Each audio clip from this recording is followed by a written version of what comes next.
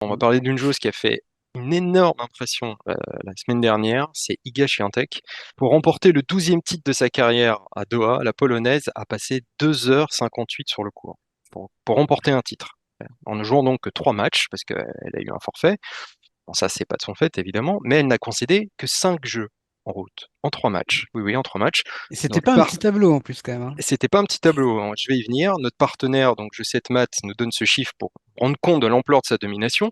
Depuis le début de la saison, il y a 14 matchs qui ont duré plus longtemps que l'ensemble du parcours de la Polonaise. Donc voilà, d'après l'Open d'Australie, donc elle n'a pas gagné. Il y a dû avoir quand même une petite remise en question qui a un peu le piqué à vif. Je sais pas ce que vous en pensez, mais pareille démonstration de force, franchement, c'est inédit en tout cas. Si, si elle évacue un petit peu toutes les tensions qu'elle peut récupérer de temps en temps à certains endroits, donc enfin, les grands chelems en l'occurrence, qui sont les tournois forcément les plus importants, bah, elle est ultra dominatrice, et puis point en fait. Et donc si elle arrive à gérer ça sur les plus grands tournois, bah, il peut n'y avoir qu'elle. Et j'ai l'impression que c'est ce qu'on dit un peu à chaque fois, c'est-à-dire qu'il y a une ultra domination de sa part, elle est meilleure que ses adversaires avec un état d'esprit, encore une fois, exemplaire, irréprochable.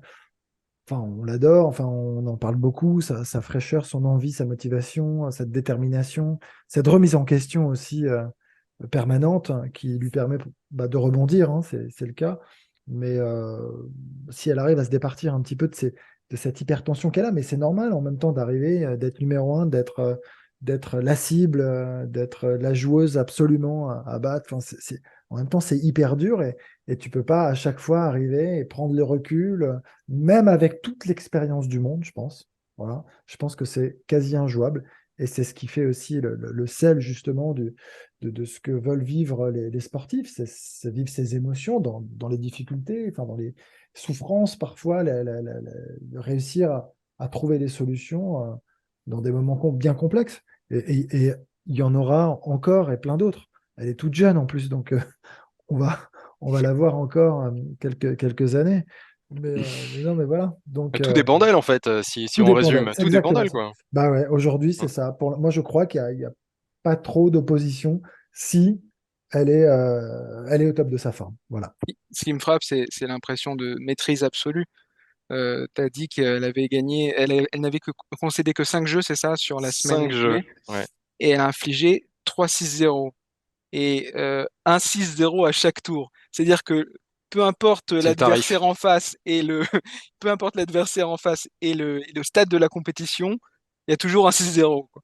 Donc quand elle est en pleine maîtrise, quand elle n'a pas de tension en effet extérieure liée à la pression de gagner encore, d'être toujours la favorite, on va dire, quand elle arrive à évacuer cette tension-là, elle est en totale maîtrise et des conditions aussi, des conditions de jeu, puisque à Doha la semaine dernière, il y avait beaucoup de vent et sa manière son lift, sa manière de frapper la balle en coup droit est aussi une très bonne. C'est à la fois efficace, puissant et ça lui donne beaucoup de sécurité par rapport à de nombreuses autres joueuses du circuit qui frappent beaucoup à plat.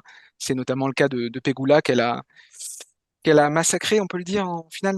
6-3, 6-0, 6-0, Mm. 6-3, je sais plus. Ouais. Donc, Depuis le début 2022, elle a infligé 26-7 à 6-0. Ah, oui, c'est la reine du bagel, hein, ça fait un petit moment Incroyable. d'ailleurs. moi, je trouve que vous vous emballez un peu quand même parce que je rappelle qu'il y a eu un forfait en quart de finale, hein. Mm. C'était Bencic, oui, je crois, qui n'a pas joué. Donc bon, je suis pas impressionné plus que ça, quoi. oui, c'est Voilà. vrai. Non, je rigole. Faut se calmer, Non, non, faut relativiser, quoi. c'était quand même pour rappeler qu'elle a bénéficié d'un forfait. Malgré tout, moins C'est de vrai. 3 heures, c'est quand même Voilà. complètement Puis il n'y avait pas délirant. Zabalenka, hein, quand même, qui a gagné l'Open Ouais, ouais, d'Australie, ouais. quand Non, même. non. Donc voilà. Non, non, mais Pas de répondant. c'est complètement délirant. Euh, c'est vrai elle gagne beaucoup, mais elle a aussi, elle prend des claques aussi, Iga Świątek, et on a l'impression à chaque fois que c'est un petit drame quand elle prend une claque.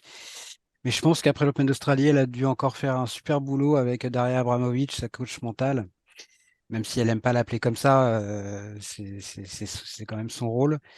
Et elle a une faculté à rebondir après les rares échecs qui sont les siens depuis un peu plus d'1 an maintenant, qui est impressionnant et qui explique aussi sa permanence au plus haut niveau.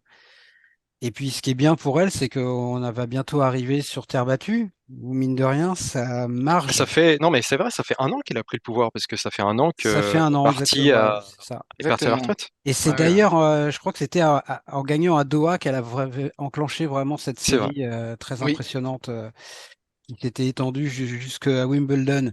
Mm. Donc, avec l'arrivée sur Terre, elle est presque aussi forte aujourd'hui sur dur que sur Terre. C'est ça qui est dingue, alors que il y a encore un an, c'était pas gagné, quoi. On n'imaginait pas forcément.